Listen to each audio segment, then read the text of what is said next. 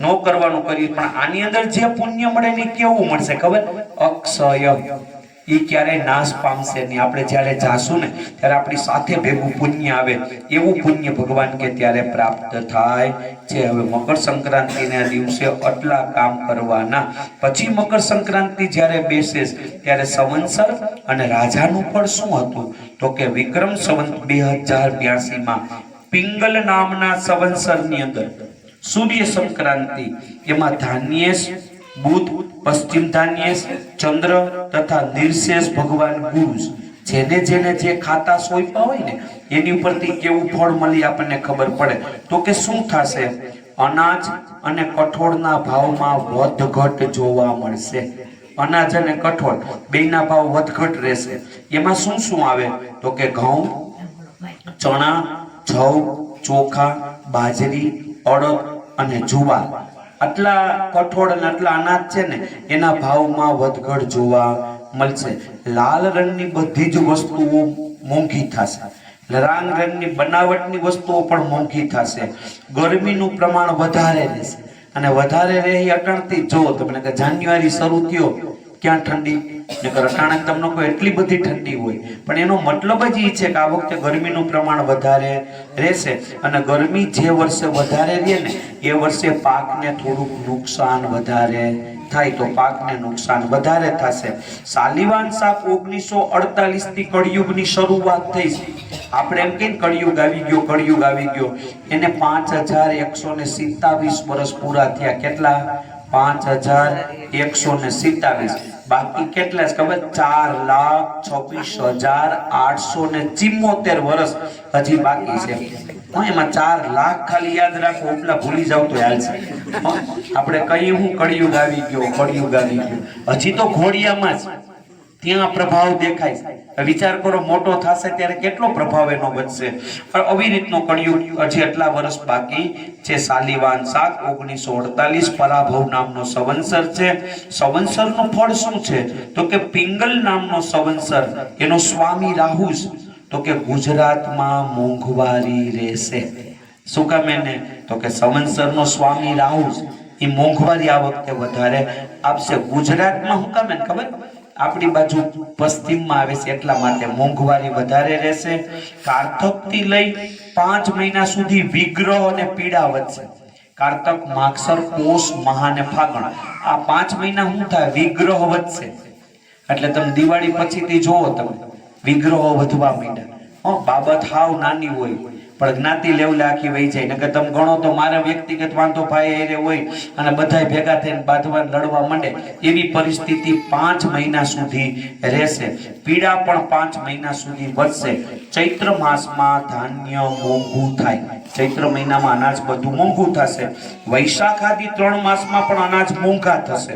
શ્રાવણ મહિનામાં અલ્પ વૃષ્ટિ થશે. અલ્પ વૃષ્ટિ એટલે ઓછો વરસાદ પડશે શ્રાવણ મહિનામાં. શ્રાવણ મહિનામાં વધારે વરસાદ હોય, આ વખતે અલ્પ વૃષ્ટિ થશે. ભાદરવા મહિનામાં ખંડ વૃષ્ટિ થાય. ભાદરવો મહિનો એવો છે કે એમાં વરસાદ ખૂબ વધારે થશે. આસો મહિનામાં ધાન્યના ભાવ સાધારણ રહેશે. દર વખતે ભગવાન જુદા જુદા ગ્રહોને રાજા બનાવે. સારો માણસ રાજા બને તો પ્રજા સુખી થાય. તો સમજવા જેવી વાત છે. ગામ પ્રમાણે લઈ તો અત્યારે આપણા ગામમાં સરપંચ નથી તો કેટલી તકલીફ પડે, કોને રજૂઆત કરવા જાવી. પણ સરપંચ સારા હોય તો કે તો ગામનો પ્રશ્ન નિરાકરણ કરે. તો ભગવાન પણ દર વખતે બધા ગ્રહોને એકાદાને રાજા, એકને પ્રધાન, એકને મંત્રી બનાવે. તો આ વખતે રાજા કોણ છે? તો આ વખતે રાજા ગુરુ છે. અને ગુરુ જે વખતે રાજા બને એ વખતે વરસાદ સારામાં સારો થાય. કારણ કે ગુરુ એટલે 9 ગ્રહોમાં સારામાં સારો ગ્રહ, એને ભગવાને રાજા બનાવ્યો. તો કે વરસાદ સારો થાય, ગાય દૂધ પણ વધારે આપશે. બીજું, પ્રજા આનંદમાં રહેશે. પ્રજા આનંદમાં ક્યારે રહે? વરસ સારું થાય તો. કે ગુરુ બધાની કરે 10-10 હજારના બંડલ તો ન દઈ દે, પણ વરસ સારું થાય એટલે પ્રજા સુખી થાય. અને ગુરુ જે વખતે રાજા હોય ને એ વખતે ધર્મ કાર્ય વધારે થાય. આ વખતે જો પરસોત્તમ મહિનો આવ્યો, ગુરુ રાજા, ધર્મ ભક્તિ વધશે, કથા વાર્તાઓ વધારે થશે, મંદિરો વધારે બનશે. કારણ કે ગુરુ રાજા છે, ગુરુને ધર્મ ગમે એટલે ધર્મ વધારે વધશે, પૂજા પાઠ વધારે વધશે. સેનાપતિ આ વખતે ચંદ્ર છે. તો શું થાય? પાડોશી દેશો સાથે વ્યવહાર ખરાબ થાય, આજુબાજુના દેશ આવ્યા. અને પહેલી નિશાની બાંગ્લાદેશ, આપણું મિત્ર હતું અટાણ આપણું દુશ્મન છે. શું કામ? એને તો કે સેનાપતિ ચંદ્ર બને. કેટલા માટે થાય? ક્યાંક આતંકવાદી હુમલાઓ પણ થશે આ વખતે, કારણ કે ચંદ્ર પાસે ખાતું છે એટલા માટે. રસેસનું ફળ ભગવાને શનિને આપ્યું છે. તો શનિ રસેસ હોય તો શું થાય? તો કે કઠોળના દામ મોંઘા થાય, અનાજના ભાવ વધે. કારણ કે શનિ જ્યાં પ્રવેશ કરે ને હળગાવે એટલે મોંઘું કરે. તો કઠોળના ભાવ વધશે. રસકસની વસ્તુઓની અછત થશે. જેમાંથી રસ નીકળે ને એ વસ્તુઓનું ઉત્પાદન ઓછું થાય. રસ શેમાંથી નીકળે? તો કે શેરડીમાંથી રસ નીકળે, તેનું ઉત્પાદન જ ઓછું થાય. શું કામ? એને તો કે શનિ પાસે ખાતું છે એટલા માટે. ગોળ, ખાંડ અને સાકર એ મોંઘા થાય. આ ત્રણ વસ્તુ મોંઘી થશે, ગોળ, સાકર ને ખાંડ. પછી દર વખતે આપણે જોઈએ છીએ આદ્રા નક્ષત્ર, એની પરથી આપણી ખેતી નક્કી થાય. એટલે જૂના માણસ પૂછતા આદ્રા કેદી બેહવાનું, કારણ કે એની ઉપરથી ખેતી આખી નક્કી થાય. તો આ વખતે 22/6/2026 સોમવાર, પહેલા જેઠ મહિનાની નીચ એટલે બીજો જેઠ મહિનો. આ વખતે 2 જેઠ છે. પહેલો પરસોત્તમ મહિનો છે, એને અધિક માસ કહેવાય, અને બીજાને નીચ જે છે એ રેગ્યુલર જેઠ મહિનો. આઠમને દિવસે બપોરે 12:27 ભગવાન સૂર્યનારાયણ આદ્રા નક્ષત્રની અંદર પ્રવેશ કરે છે. કઈ? જેઠ મહિનાની સુદ આઠમ. તારીખ તો કે 22/6/2026. તિથિ આઠમ હોવાથી શું થાય? તો કે મધ્યમ વરસાદ. અતિશય નો થાય અને ઘટે પણ નહીં, ઓછો થાય એમ નથી કીધું, પણ શું કીધું? તો કે મધ્યમ વરસાદ થાય. ત્યારે હસ્ત નક્ષત્ર હતું. હસ્ત નક્ષત્ર સારું, તો કે શું થાય? તો કે સર્વ સુખી થાય, બધાય સુખી થાય. કોઈ આ થાય એમ નહીં. સુખી માણસ ક્યારે થાય? એની જરૂરિયાતો બધી પૂરી થાય તો જ સુખી થાય. એટલે ભલે ઓછો વરસાદ છે પણ સમયે આવશે, જઈ જોહે તઈ આવશે, એટલે માણસો સુખી થશે. દર વખતે જુદો જુદો વરસાદ પૃથ્વી ઉપર આવે. જે વરસાદ આવે એવું ફળ આપણને આપે. તો આ વર્ષે કયો વરસાદ આવે છે? તો કે કાલ નામનો મેઘ આ વખતે પૃથ્વી ઉપર આવે છે. તો કે કાલ નામનો મેઘ હોય તો શું થાય? વરસાદ સારામાં સારો થાય, કારણ કે કાલ નામનો વરસાદ આવે છે. કોઈ જગ્યાએ તોફાની ગાજવીજ પણ થાય. અમુક જગ્યાએ વરસાદ તો સારો પડે, પણ અમુક જગ્યાએ તોફાન, વીજળી ગાજે એવું વધારે થશે. પછી વરસાદનું ખાતું ભગવાન આ વખતે ચંદ્રને સોંપ્યું છે. વરસાદનું ખાતું તો કે પાસે હોય તો કે શું થાય? તો કે રસકસની વસ્તુઓ સારી થાય. જેમાંથી રસ નીકળે ને એ વસ્તુનું ઉત્પાદન વધારે થાય. તો રસ શેમાંથી નીકળે? તો આપણા પ્રમાણમાં કહું તો શેરડી છે, માંડવી છે, પછી લસણ છે, ડુંગળી છે, આ બધા રસવાળા પદાર્થો કહેવાય. તો કે એ વસ્તુ સારી થશે. ભાવ વધશે એમ નથી કીધું, હું કીધું સારી થશે. એટલે બગાડ નહીં થાય ખેતીની અંદર. ધારો કે માંડવી વાવી છે તો રોગચાળો નહીં આવે. શું કામ? એને તો કે એ વસ્તુ સારી થશે. એનું ખાતું ભગવાને ચંદ્રને સોંપ્યું. લડવાનું ખાતું ભગવાને ચંદ્રને સોંપ્યું. તો કે શું થાય? પાડોશી દેશો સાથે વ્યવહાર આ વખતે બગડવાની સંભાવના વધારે છે. પછી ભગવાને આ વખતે દુર્ગેશ ચંદ્રને બનાવ્યું છે. તો કે શું થાય? તો કે એનો સાર છે એ મધ્યમ છે, અનાજની અછત જણાય.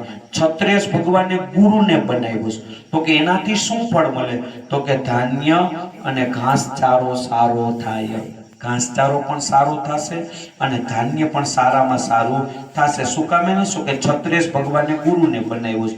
પછી બીજું શું થાય? તો કે ઘી, તેલ અને પીળી વસ્તુઓ મોંઘી થશે.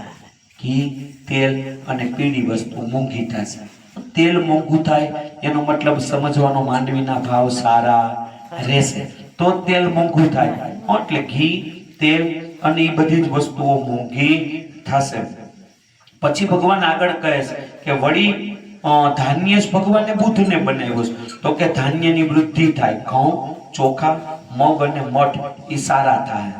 કેટલી વસ્તુ? ઘઉં, ચોખા, મગ, મઠ આ બધી વસ્તુ સારી થાય. એ સારી કઈ થાય? પાછલું પાણી હોય તો. નકર કઈ ઘઉં પહેલા તો વવાતા નથી. આ સારા થાય એનો મતલબ પાછલા વરસાદ સારા રહે એવું અનુમાન આપણે કરી શકીએ. ફળ અને ફૂલ પણ સારા થાય. વ્યાપારનું ખાતું ભગવાને શનિને સોંપ્યું. તમામ ખાદ્ય પદાર્થો મોંઘા થાય. જે ખાઈ શકાય ને એ બધું મોંઘું થાય, કારણ કે એનું ખાતું ભગવાને શનિને સોંપ્યું છે. પછી ફળના પાકને નુકસાન થાય, જે ફળ વાવતા હશે ને એ પાકને થોડુંક નુકસાન થાય. દર વખતે જુદો જુદો નાગ પૃથ્વી પર રહેવા માટે આવે. આ વખતે તક્ષક નામના નાગ પૃથ્વી પર આવે છે. તો કે શું ફળ આપે? તો કે વરસાદ સારામાં સારો થશે, કારણ કે તક્ષક નામના નાગ પૃથ્વી પર, નાગના 9 પ્રકાર, નવકુલના 9 નાગ હોય, એમાં આ વખતે તક્ષક નામના નાગ આવે. વરસાદ સારો થાય, પૃથ્વી કંપાયમાન થાય, એટલે ભૂકંપ ના ઝટકાઓ વધારે જોવા મળશે. પછી વરસાદનું નિવાસ, દર વખતે વરસાદ જુદા જુદા ઘરે રહેવા માટે જાય, જ્યાં રહેવા જાય ને એવું ફળ આપે. ધારો કે ધોબીની ઘરે જ્યારે રહેવા જાય ત્યારે ધોઈ નાખે, માડીની ઘરે આપે તો માપસર આવે. આવી રીતે આ વખતે કોની ઘરે રહેવા જાય? તો આ વખતે વરસાદ માડીના ઘરે રહેવા માટે જાય છે. માડી એટલે ફૂલ ઝાડની ખેતી કરતા હોય ને એને માડી કહેવાય. અને એ કઈ રીતે પાણી પાતા હોય? ક્યારેક તમે જોજો, આપણી જે ફળિયામાં રોડમાં પાણી વહી ગયું હોય એમ એને પાણી ન હાલે, ફૂલ ઝાડને પાણી માપસર પાવું પડે. તો કે માડીની ઘરે હોય એ વર્ષે કેવો વરસાદ પડે? માપસર. કેવો પડે ખબર? જરૂર હોય તો પડે. સમજાણું તમને? મહિનો ખેંચી લે એમ નહીં, જરૂર પડી તો વરસાદ આવી જાય, જોઈએ એટલો આવે, વળી પાછો થઈ ગયો બંધ, કારણ કે માડીની ઘરે છે. પછી વરસાદનું મુખ્ય નક્ષત્ર કયું હોય? તો કે રોહિણી. ત્યાંથી વરસાદના નક્ષત્રને આપણે એને રોહિણી કહીએ આપણી ભાષા. એ રોહિણી ક્યાં બેઠું છે ને એની ઉપર ચોમાસું નક્કી થાય. તો રોહિણી નક્ષત્ર સમુદ્રની અંદર જ બેઠું છે, એટલે આ વખતે વરસાદ સારામાં સારો થાય. શું કામ? એને પોતે જ દરિયાની અંદર બેઠું છે, એટલે વરસાદ ઘટે નહીં. પણ પશુઓને તકલીફ એ વર્ષે વધારે પડે, પશુને તકલીફ વધારે. દર વખતે આપણે 4 સ્તંભ વાંચતા હોય. 4 સ્તંભ ક્યાં હોય? તો કે પેલો જળ એટલે પાણીનો હોય, બીજો તૃણ એટલે ઘાસચારાનો હોય, ત્રીજો વાયુનો હોય અને ચોથો અનાજનો હોય. આ 4 સ્તંભ આપણે દર વખતે વાંચતા હોઈએ છીએ. 4 પૂરા દેખાય ને તો 100% વરસ, 3 દેખાય તો 75, 2 એ 50, 1 એ 25. તો પેલો સ્તંભ કયો હોય? તો કે જળ, પાણી. આ જળનો સ્તંભ છે ને એ કઈ રીતે નક્કી થાય? આ સ્તંભ એટલે આપણો સ્તંભ ઊભો કરીએ દેવનો, એ રીતનો સ્તંભ નથી. ચૈત્ર મહિનાની એકમે જોઈ લેવાનું, ઘરે જઈને કેલેન્ડર તમે ખોલીને જોઈ લેજો. ચૈત્ર મહિનાની એકમને દિવસે રેવતી નક્ષત્ર જો હોય ને તો પાણીનો સ્તંભ હોય, રેવતી નક્ષત્ર ન હોય તો પાણીનો સ્તંભ હોય નહીં. તો આ વખતે રેવતી નક્ષત્ર મળતું નથી, એટલે પાણીનો સ્તંભ મળતો નથી.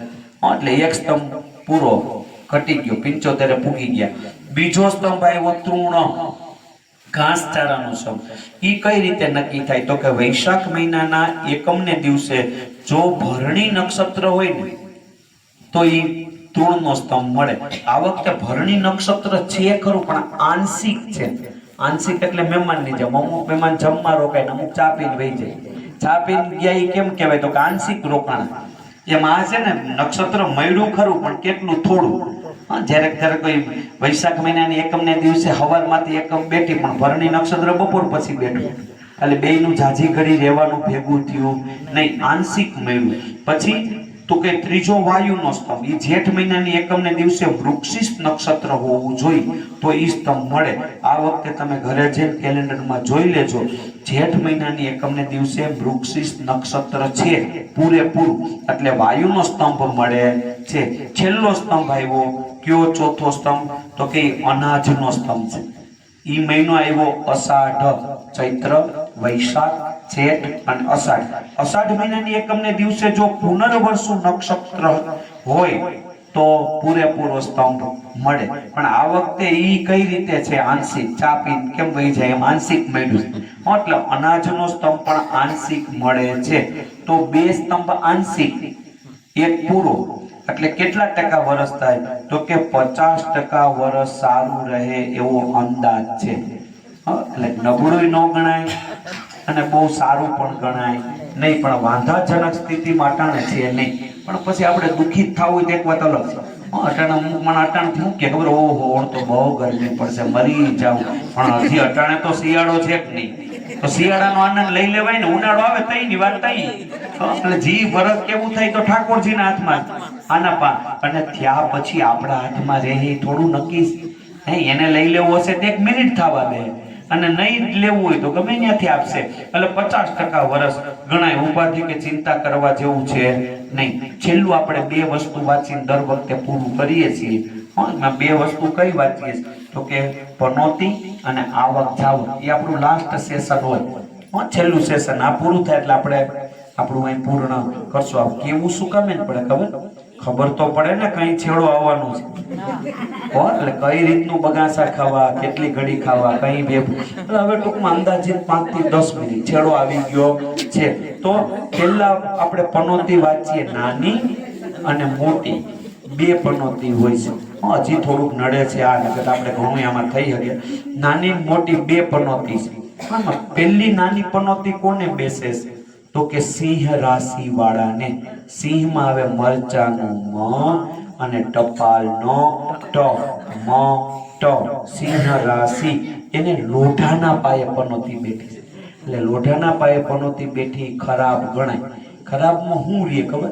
શ્રમ વધારે રહે, મહેનત વધારે રહે, ચિંતા રહે કે જાવક વધારે, એવું કઈ બહુ ગંભીરતા ન લે. પણ કામ વધારે રહેશે.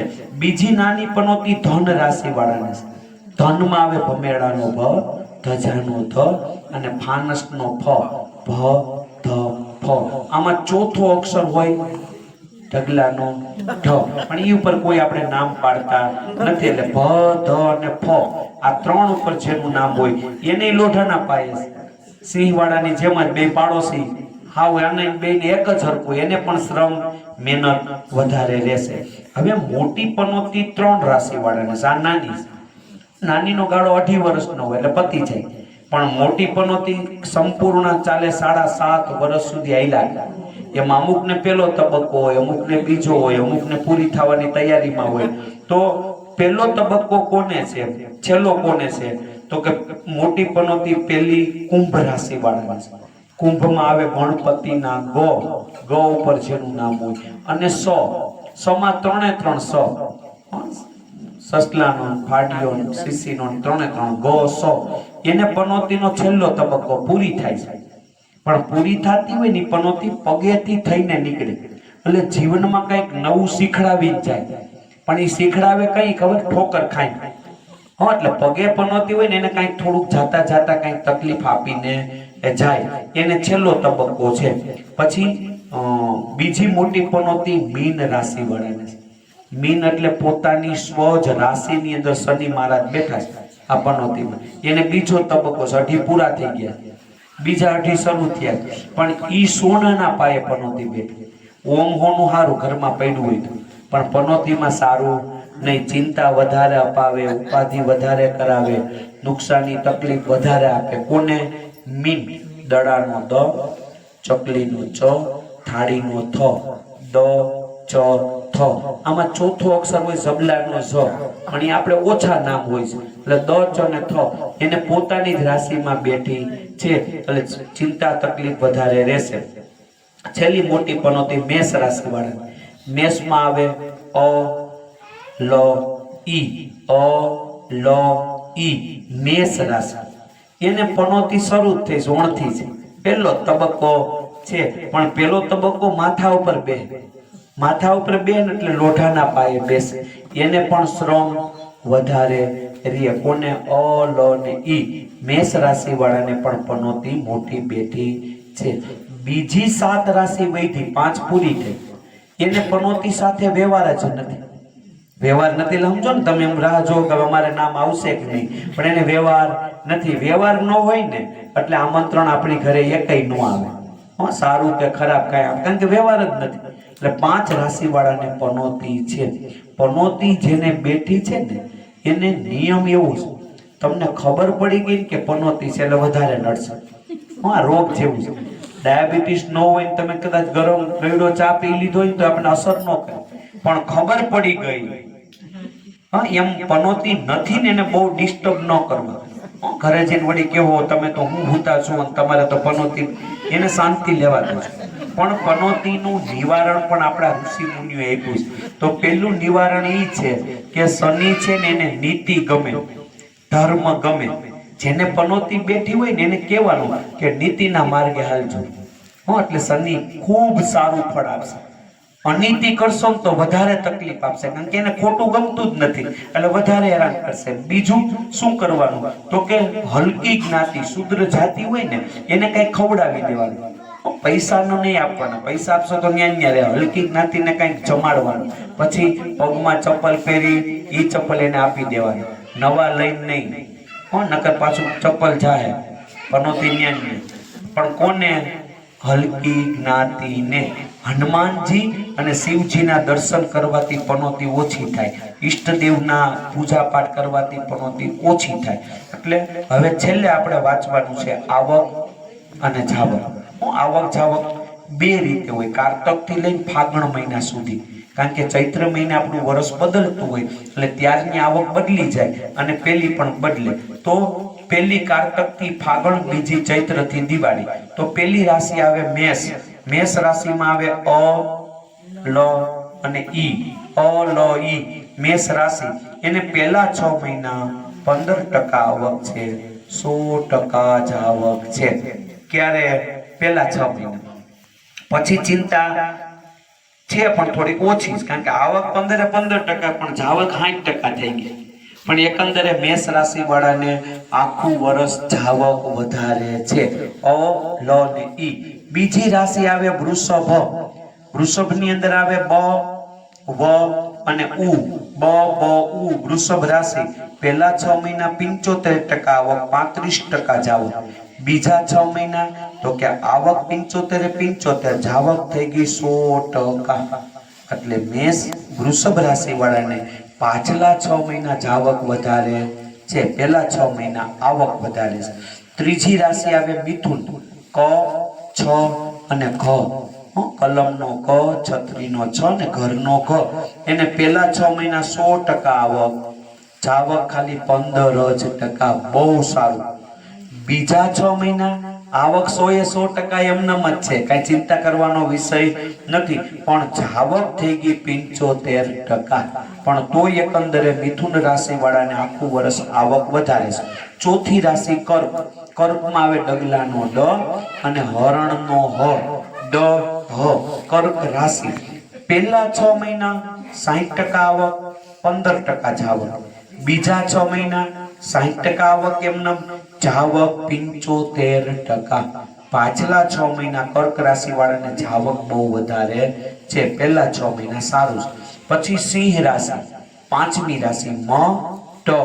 મ, ટ સિંહ રાશિ. પહેલા 6 મહિના 75% આવક, 75% જાવક.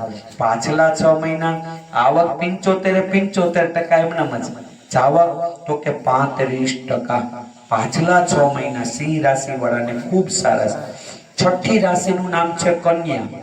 એમાં આવે પતંગનો પ, ઠ અને હણ. ઠ અને હણ એમાં આપણે નામ હોતા નથી, પ ઉપર નામ વધારે હોય. એને પહેલા 6 મહિના 100% આવક, ખાલી 15% જ આવક છે. પાછલા 6 મહિના આવક 100%, જાવક 75%. પણ તોય કન્યા રાશિ વાળાને આખું વર્ષ આવક વધારે છે. પછી એના પછી 7મી રાશિનું નામ છે તુલા. તુલામાં આવે ર અને ત. ર, ત તુલા રાશિ. એને પહેલા 6 મહિના 75% આવક, 35% જાવક. પાછલા 6 મહિના 75% આવક અને 100% જાવક. તુલા રાશિ વાળાને પાછલા 6 મહિના જાવક ખૂબ વધારે છે. પછી 8મી રાશિનું નામ છે વૃશ્ચિક. ન અને ય. ન, ય વૃશ્ચિક રાશિ. એને પહેલા 6 મહિના આવક છે 60%, જાવક છે 100%. પણ પાછલા 6 મહિના બેઠા એટલે આવક થઈ ગઈ 15% અને જાવક થઈ ગઈ 60%. આખું વર્ષ વૃશ્ચિક રાશિ વાળાને જાવક થોડીક વધારે છે. પછી 9મી રાશિનું નામ છે ધન. એની અંદર આવે ભ, ધ અને ફ, પ ધ ફ, ચોથો અક્ષર ઢ, પણ એમાં નામ હોતું નથી. એને પહેલા 6 મહિના 35% આવક, 35% જાવક. પાછલા 6 મહિના આવક 35%, જાવક 100%. ધન રાશિ વાળાને પાછલા 6 મહિના જાવક વધારે છે. 10મી રાશિનું નામ છે મકર, એમાં આવે ખ અને જ. 11મી રાશિનું નામ છે કુંભ, એમાં આવે ગ અને સ. ખ જ ગ સ, આ ચારનું ભેગું એટલે કોઈ બેનું એક જ હરખું છે, કઈ ફેરફાર નથી. તો ઈ બે રાશિ વાળાને પહેલા 6 મહિના 60% આવક છે, 100% જાવક છે. પાછલા 6 મહિના આવક 60-60, જાવક પણ 60-60. તો એકંદરે પાછલા 6 મહિના હારા કહેવાય આગલા મહિના કરતા. કોને? ખ જ ગ અને સ. છેલ્લી 12મી રાશિનું નામ છે મીન, છેલ્લી રાશિ. એમાં દ, ચ, થ અને ઝબલાનો ઝ, દ, ચ, થ અને ઝ, એને કહેવાય મીન રાશિ.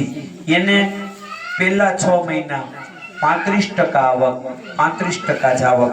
પાછલા 6 મહિના આવક 35%, જાવક 100%. રાશિ વાળાને પાછલા 6 મહિના જાવક વધારે છે. આમાં બધાની રાશિ આવી ગઈ છે.